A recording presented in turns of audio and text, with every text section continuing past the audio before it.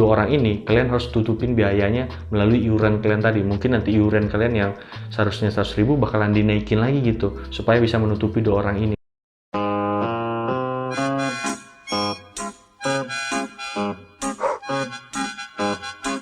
Ya, buat kalian yang belum nonton di part pertama, aku anjurkan untuk nonton dulu lah, biar nanti nggak bingung gitu nyampe di part kedua ini, nanti bingung ini apa itu apa gitu. Kita bakalan ngebahas kelanjutan dari SPI itu. Nah, sekilas dulu, SPI ini adalah semester pendek, yaitu perkuliahan yang dilaksanakan antara semester genap menuju semester ganjil ya, dilaksanakan sekitar bulan Juli menuju Agustus. Tapi ingat, ini tiap univ memiliki kebijakan atau jadwal yang berbeda-beda ya, tergantung univnya lagi. Part kedua ini kita bakalan ngebahas tentang syaratnya, keuntungannya, dan kerugian yang didapatkan dari program semester pendek ini. Oke, yang pertama adalah kamu harus bayar. Nah, ini biasanya kondisional ya. Aku nggak tahu apakah univ lain punya kebijakan yang berbeda gitu, yaitu menggratiskan SKS-nya ini. Tapi kalau di Brawijaya sendiri itu berbayar loh. Satu SKS itu ya bisa ya kisaran ya 100 atau mungkin lebih ke atas ya, tergantung dari kebijakan fakultasnya ataupun kebijakan universitasnya gitu. Yang kedua, matkul yang bisa diulang ini adalah matkul yang nggak lulus, tapi ada beberapa univ juga yang membolehkan mahasiswanya untuk mengambil matkul yang udah lulus tapi mau meningkatkan nilainya lagi lebih tinggi lagi, itu boleh. Misal sekarang matkulmu ada nilainya ada B, kamu mau dapatin A, boleh. Kemudian yang ketiga adalah minimal mahasiswa di kelas itu biasanya 10 orang, tapi itu tergantung ya kebijakannya. Kalau di Brawijaya sendiri banyak menerapkan bahwa ya 10 mahasiswa per kelas atau per matkul gitu. Jadi kalau misalnya mahasiswanya 10 orang di dalam kelas tersebut, kemungkinan biayanya bakalan tetap 100.000. Tapi kalau misalnya mahasiswanya itu kurang dari 10, kalian bakalan nutupi biaya yang kurang tadi, alias mahasiswa yang masih kosong tadi. Misal kalian ada 8 orang dalam kelas itu, berarti kan kurang 2 orang biar nyampe 10. Jadi 2 orang ini kalian harus tutupin biayanya melalui iuran kalian tadi. Mungkin nanti iuran kalian yang seharusnya 100.000 bakalan dinaikin lagi gitu, supaya bisa menutupi 2 orang ini. Biasanya kita nyari-nyari teman sih, nanya teman seangkatan mau ngambil matkul ini nggak, Pak Kating yang biasanya mengulang matkul, ya kita komunikasikan lagi, tanya gitu ke senior, ada yang ngulang nggak Kak, ayo kita satu kelas, kita buat kelas minimal 10 biar biayanya ya tetap pada biaya yang sebelumnya itu 100.000. Kalau kurang udah tahu lah resikonya ya, iuranmu makin gede. Kalau misalnya kamu ngambil matkul cuma kamu sendiri, ada loh temanku kayak gitu, dia cuma 2 orang gitu ya, mau nggak mau memang harus ngambil matkul itu ya, dari 2 orang berarti harus ditutupi biaya 8 orang tadi. Kemudian yang terakhir,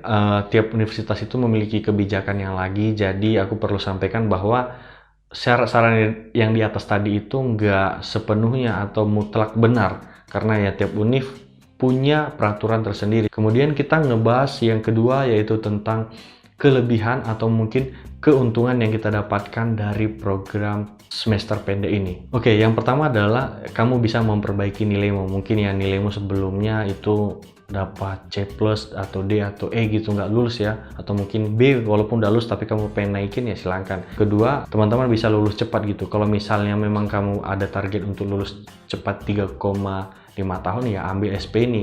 Makin cepat kamu menyelesaikan SKS-mu, makin cepat juga peluangmu untuk dapatin skripsi, nyelesain skripsi, bisa lulus lebih cepat. Yang ketiga adalah kamu bisa belajar lebih intensif. Maksudnya apa di sini? Ya namanya juga SP ya, semester pendek, yaitu semester yang diperpendek. Jadi mau nggak mau ya kamu bakalan lebih intensif lagi tuh, karena bakalan belajar terus-terusan selama 16 pertemuan yang disingkat dalam satu semester. Yang biasanya kamu belajar 6 bulan, lebih santai, kamu dipaksa untuk belajar 1 bulan. Ya mau nggak mau pasti butuh ekstra energi, ekstra time, dan segalanya lah itu ya. Yang ketiga adalah kerugian. Kerugian yang pertama adalah penguasaan materi yang nggak bakalan maksimal. Kenapa? Ya gimana nggak maksimal? Yang seharusnya kamu belajar 6 bulan disingkat jadi 1 bulan gitu. Berarti kan banyak materi yang disingkat, dipadatin, lalu dikasih ke kau. Ya itu bakalan memaksa otakmu untuk belajar lebih ekstra lagi. Ini yang perlu kamu perhatikan. Sanggup apa enggak kamu belajar dengan kondisi seperti itu? Yang kedua, berbayar. Ya paham lah ya, namanya juga SP ya, tapi tiap univ kan ada yang ngasih gratis, ada juga yang ngasih berbayar. Kembali lagi ke univnya. Coba lihat kondisi finansialmu, apakah memang kamu sanggup gitu. Kalau memang sanggup ya monggo ambil SP ini.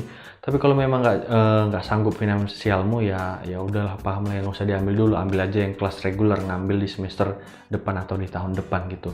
Kemudian yang ketiga adalah ya waktu liburanmu bakalan kepotong. Kenapa kepotong? Ya kita kan ngambil SP ini di bulan Juli ke Agustus, itu libur semester yang panjang ya. Biasanya liburan itu kan dari bulan Juni, Juli, Agustus, itu hampir 3 bulan kurang lebih gitu. Dan ini biasanya dimanfaatin anak-anak rantau buat pulang ke rumah gitu, ke kampung. Tapi kalau misalnya mau ngambil SP ya mau nggak mau kamu harus mengikhlaskan, mengorbankan masa liburan itu, kamu nggak bisa pakai gitu. Kemudian yang keempat adalah kamu nggak bisa cum laude. Kenapa? Ya seperti yang aku sebutin tadi, bahwa syarat cum laude itu ternyata adalah nggak boleh ngambil SP. Kalau kamu udah pernah ngambil SP walaupun IP-mu 3,5 ya sorry to say lah ya, berarti kamu nggak bisa cum laude. Mohon maaf gitu ya, mungkin IP-mu memang bisa nyampe 3,9 atau 4 nanti, tapi cum laude itu tidak bisa lagi. Jangan bersedih kawan, karena cum laude itu nggak menjamin kesuksesan. Cum laude itu hanya sebagai tanda bahwa kamu ya pernah mendapatkan nilai yang terbaik gitu, atau predikat yang terbaik gitu, tapi nggak menjamin kamu bakalan sukses dimanapun. Kembali lagi ke dirimu. Oke teman-teman, itu aja yang bisa aku bahas tentang semester pendek atau SA. Buat teman-teman yang ada pertanyaan silahkan balas di kolom komentar. Dan aku juga pengen tahu dari kampus teman-teman ini punya nggak sih program SP atau SA ini, lalu bagaimana sistemnya, bagaimana peraturannya. Silahkan sharing di komentar ya, supaya kita bisa saling diskusi gitu. Siapa tahu juga ya ada orang yang lagi nyari referensi, yang pengen tahu gitu di univ ini seperti apa sistem SP. Sampai jumpa di video selanjutnya. Aku Denius, see you next time, bye.